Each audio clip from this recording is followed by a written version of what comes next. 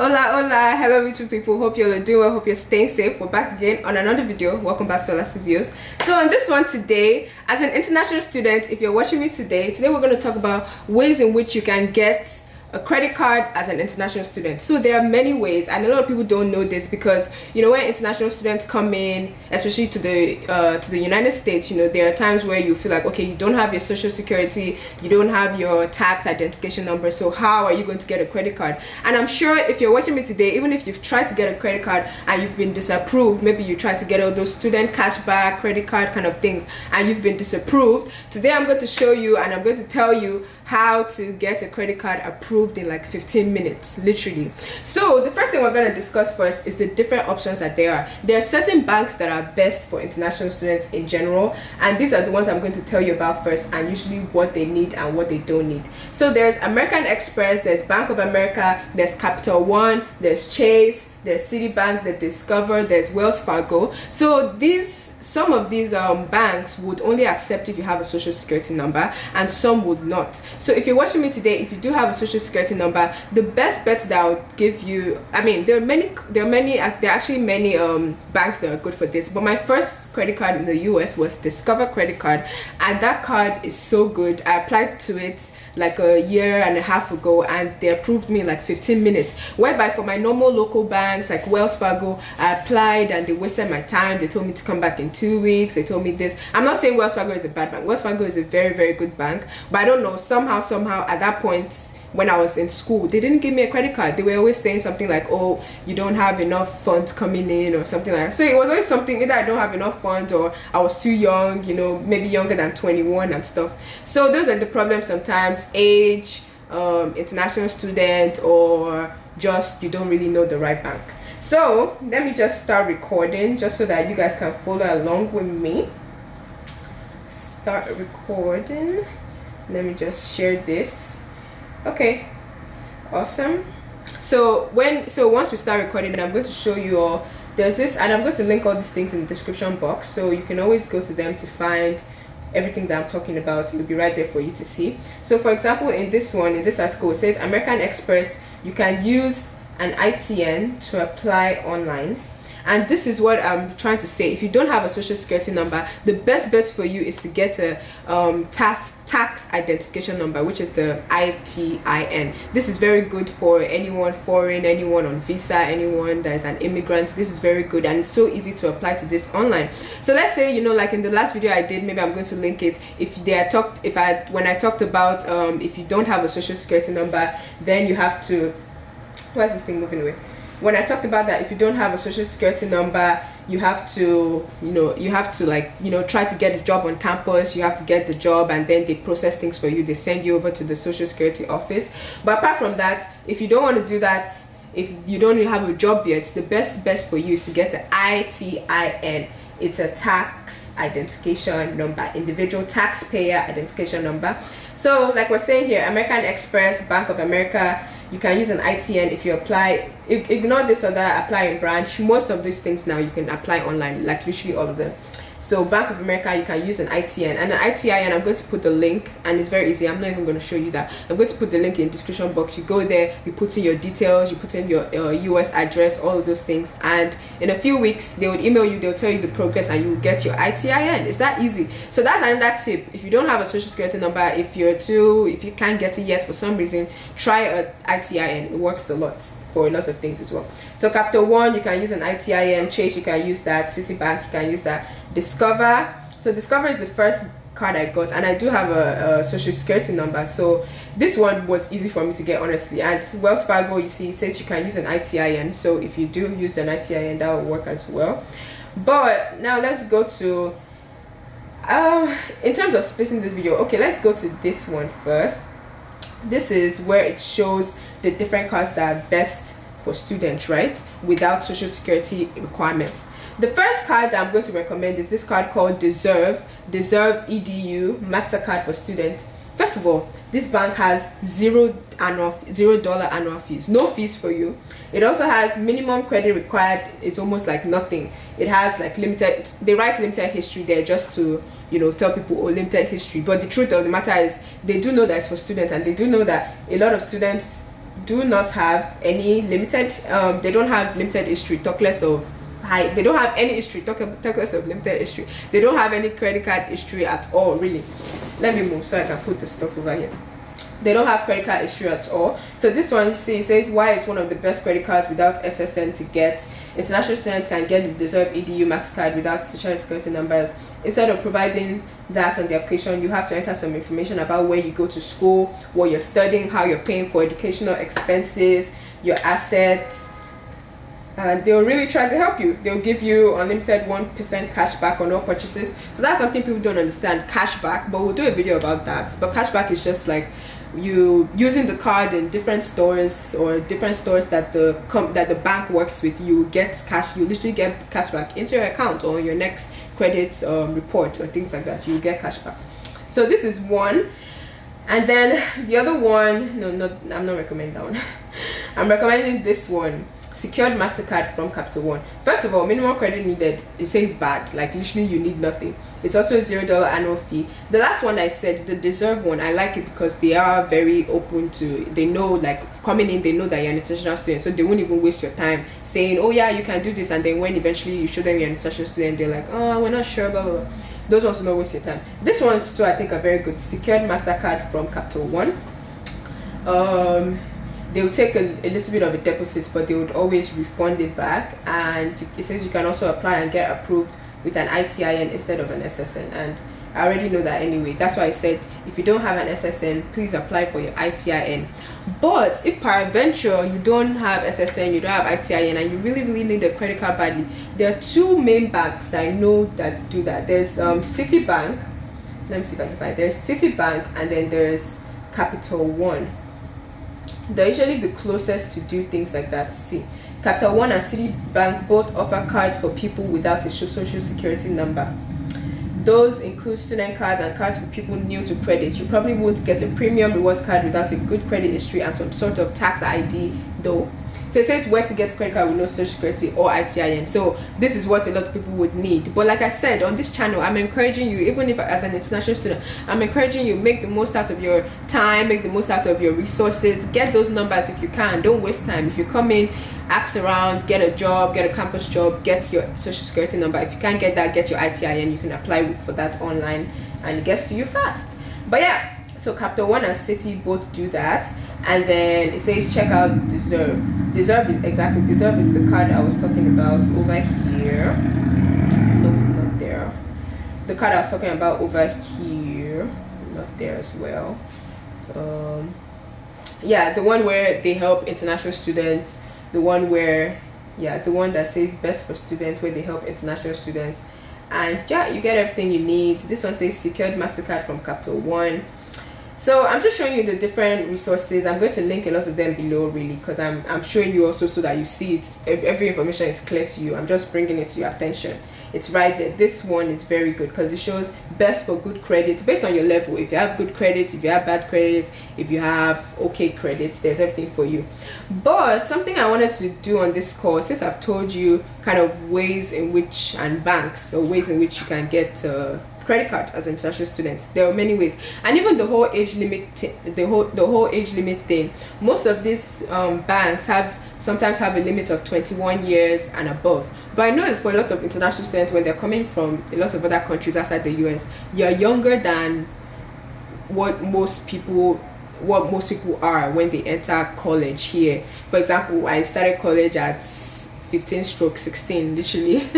So yeah, so it's just like you start college and maybe you graduate at 20. As a graduate, you are still not 21, and that's when you're not 21, there are lots of things limited to you, like renting a car, getting something like this, like a credit card. So for the longest time, I was like, I didn't really need the credit card, because you know, I have my own thoughts on credit cards too, because sometimes they just make you just rely so much on, oh, spend and then pay later. I don't do that. The only reason why I got mine for the first time was I felt like, okay, I was ready, and I also felt like, okay, this is a good time for me to see how this thing works, see how I can start to apply these things to other things they teach, like, oh, use your card for good credit so that when you're doing other things, buying a car, buying a house later, it'll be helpful. But I have my thoughts on that, because you don't always have to use credit to buy things. But that's not the point of this video. But yeah, I hope you all understood that. I don't know, let me show you all the last thing. So if you're watching this right now and you do have a social security number and you want to get a card ASAP, maybe I should have done this first, but sorry, it's a bonus. You want to get a card ASAP, a discovery, a credit card approved as soon as possible, and you do have a social security number, go right here. So I'm going to put this link. It's actually linked to my account. So something, they just said refer a friend, but I don't even think it's that much of a stuff. But this is the link you need to be on, right? It's to ask you, it's so nice. I just enjoyed myself filling this out like a year and a half ago. It asks you card design. You go there, you choose a card design. Look, let me increase the size because these are so pretty. Guess which one I chose though? I didn't want something too much for my first one, but I also wanted something that would inspire me, that I could look at and would inspire me. So guess which one I chose? I chose this travel one. So my credit card looks like this. This is the travel paradise one. I always want things like, if I'm to have it, let it be helping my life in some way. Like I could have picked the dog one, but I don't have pets. I don't do pets much. I could have picked this gold one, but I didn't. But that's not the point of this. Pick the one you like, okay? Please choose your card design. That's what it says. And then you go down your information. Let's see. Let's do this together. But at the same time, of course, we can't do everything. Oops, I didn't know to start showing all my information like this. Okay, let's not do that because I have auto upload stuff. So if I start writing stuff, to start showing all my stuff. But yeah, let's not do that. But see, it just says first name, middle name, very easy, last name. See, the form literally takes like see, this one is terms of service. The form literally takes like a minute. It just says submit once you're done. So it says your name, middle name optional, last name, street address. Okay, I'm going to talk about address. I know there are some people that maybe they're not in the US yet and they need an address. This could be another video really, but there's a way whereby you can actually get a US address from wherever you are in the world, and that's why a lot of people outside the US are able to create businesses in the US without being in the US, and it's not illegal. It's very legal. There's a website called anytimemailbox.com, and I think it works for a lot of different countries around the world. You can have at least a box, like a mailing address box in that country, so that if you do need to mail something, it would go there, or if it's just like a virtual mail thing that they need you to put your address for, it will go there.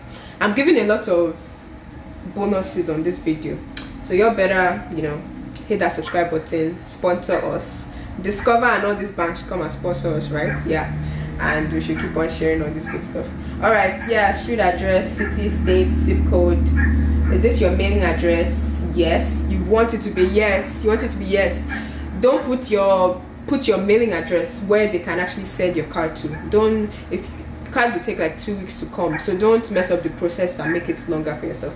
Put your actual mailing address, date of birth, not a student in college. So there's one important thing here, right? And I've not tried it with other things other than what I'm about to tell you now, but what I did, and this was from an advice from a friend, was you put your year in college, expected graduation date, monthly housing. That's fine, put your monthly housing. Most people ranges from $400 and above, $300 and above every month, right? $500, some are $1,000 and above, really. So this is the important part that my friend told me to not miss. He said put in 70K. Amen. Amen. We'll start earning 70K in Jesus' name. Amen. But I think it can range from like 50K to 70K. I don't think it's bad, honestly, that you put an income that is not your income, because I mean you could be expecting more income. But I think what this does, it just helps you to get approved faster. If you have a lower gross income, they'll probably still approve you, because this is a Discover student card. They'll probably still approve you, but it may take a little bit longer. But the tip is, literally, if you want to get approved in like 15 minutes, all you have to do is put 70K.